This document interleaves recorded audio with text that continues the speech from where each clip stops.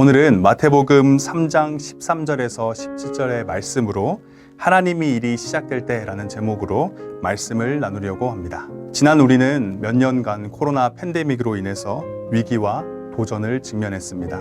신앙적으로도 정체되고 때로는 후퇴하기도 했습니다. 그래서 2023년을 맞이한 우리는 그 어느 해보다 회복을 넘어 부흥을 소망하고 있습니다.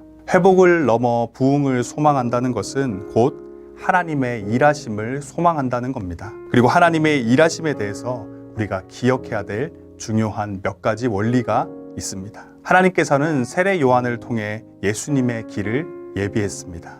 그때 세례 요한이 했던 것은 진정한 회개를 하라라는 선포였습니다. 하나님의 일이 시작될 때 기억해야 될 중요한 첫 번째 원리는 회개로부터 하나님의 일이 시작된다라는 겁니다. 하나님께서는 하나님의 일을 시작하시면서 그의 백성에게 가장 먼저 회개를 요청하십니다. 말로만 하는 회개, 회개하는 척하는 가짜 회개가 아니라 회개에 합당한 열매를 맺는 진정한 회개를 요청하셨습니다. 그리고 진정한 회개는 자연스럽게 하나님의 일이 시작될 때 기억해야 될 두 번째 원리로 이어집니다.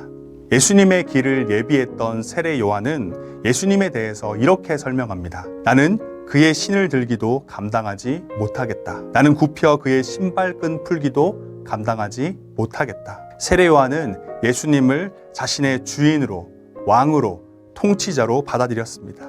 그리고 그런 그를 통해서 하나님의 일이 시작되었습니다. 내가 아니라 하나님이 내 인생의 주인, 내 삶의 왕이 되실 때 하나님의 일이 시작됩니다. 하나님은 그분이 나의 주인이 되실 때 하나님의 일이 시작된다 말씀하십니다. 이것이 하나님의 일이 시작될 때 기억해야 될 두 번째 중요한 원리입니다. 혼자서도 충분히 자신의 일을 감당하실 수 있으시지만 예수님께서는 하나님의 일을 시작하시면서 요한에게 말씀하십니다. 이제 허락하라. 우리가 이와 같이 하자.